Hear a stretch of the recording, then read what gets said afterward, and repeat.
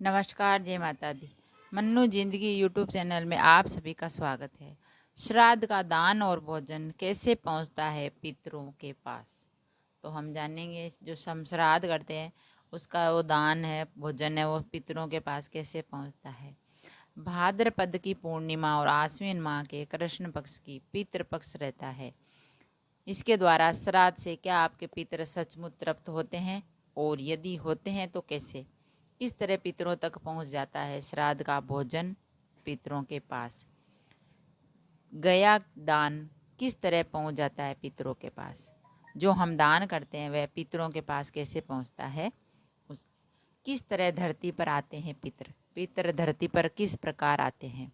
सूर्य की सहस्त्र किरणों में जो सबसे प्रमुख है उसका नाम अम्मा है। उस अम्मा नामक प्रधान किरण के तेज से सूर्य त्रैलोक्य को प्रकाशमान करते हैं। उसी अम्मा में तिथि विशेष को वश्य अर्थात चंद्र का भ्रमण होता है। तब उस किरण के माध्यम से चंद्रमा के ऊर्ध्व भाग से पितर धरती पर उतर आते हैं। उन्हें पंचाबली कर्म, गोग्रास, तर्पण, पिंडदान और धूप दीप के माध्यम से तृप्त किया जाता है। पितरों का भोजन। अन्न से भौतिक शरीर तृप्त होता है। अग्नि को दान किए गए अन्न से सूक्ष्म शरीर, आत्मा का शरीर और मन तृप्त होता है। इसी अग्निहोत्र के से आकाश मंडल के समस्त पक्षी भी तृप्त हो जाते हैं। जल से जो उष्ण निकलती है उसमें पितृ तर्पण होते हैं। पशुओं का भोजन तर्पण और मनुष्यों का भोजन अन्न कहलाता है। वैसे ही देवता और पितरों का भोजन अन्न का सार तत्व है। सार तत्व अर्थात गंध, रस और ऊष्मा।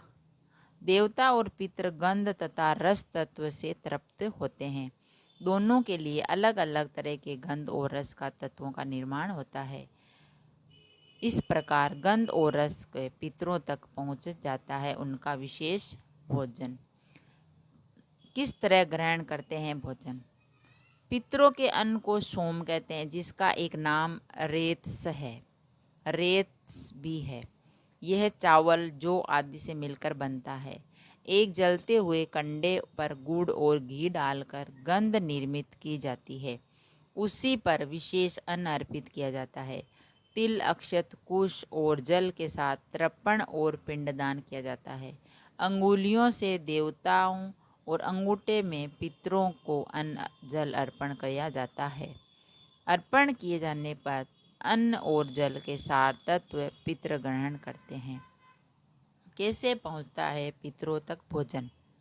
पितरों और देवताओं की योनि ऐसी होती है कि वे दूसरे की कही हुई बात सुन लेते हैं।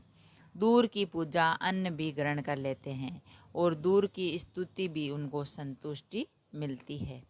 मृत्यु लोक में किया हुआ श्राद्ध उन्हीं मानव पितरों को तृप्त करता है जो पितृलोक की यात्रा पर हैं। वे तृप्त होकर श्राद्धकर्ता के पूर्वजों को जहाँ कहीं भी उनकी स्थिति हो जाकर तृप्त करते हैं।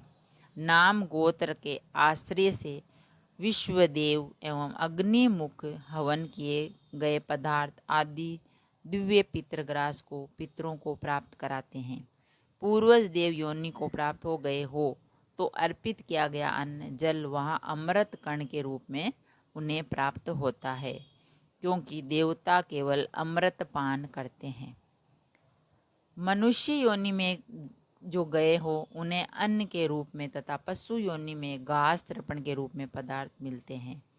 सर्प आदि योनियों में वायु रूप में, यक्ष योनियों में जल आदि पेय पदार्थों के रूप में श्राद्ध पर्व पर अर्पित पदार्थ का तृप्त प्राप्त होता है। श्राद्ध पर अर्पण किए गए भोजन और तर्पण का जल उन्हें उसी रूप में प्राप्त होगा जिस योनि में जो उनके लिए तृप्ति कर वस्तु पदार्थ परमात्मा से बनाए हैं।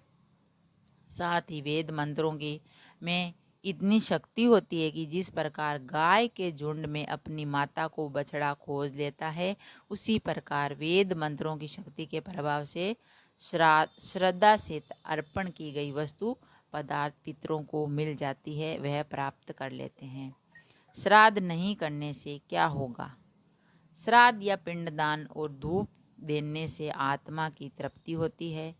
तृप्त आत्मा प्रेत नहीं बनती। ये क्रिया कर्म की आत्मा को पितृलोक तक पहुंचाने की ताकत देते हैं और वहां पहुंचकर आत्मा दूसरे जन्म की प्रक्रिया में शामिल हो जाती है। जो परिजन अपने मृतकों को श्राद्ध कर्म नहीं करते, उनके प्रियजन भटकते रहते हैं। यह कर्म एक ऐसी विधि है जिसके माध्यम से आत्मा को सही मुकाम मिल जाता है और वह भटकाव से बचकर मुक्त हो जाती है। तो फ्रेंड्स, हमने जाना पितृ पक्ष में जो श्राद्ध का दान और भोजन होता है वह पितरों के पास कैसे पहुंचता है। अगर आप सच्चे मन से अपने पितरों का दान और भोजन तर्पण करेंगे तो उन्हें आसानी से मिल जाएगा और आपकी मनोकामना पूरी होगी। अगर वीडियो अच्छा लगा तो लाइक और शेयर ज़रूर करें। ऐसे ही और वीडियो देखने के लिए चैनल को सब्सक्राइब करें। थैंक यू, धन्यवाद।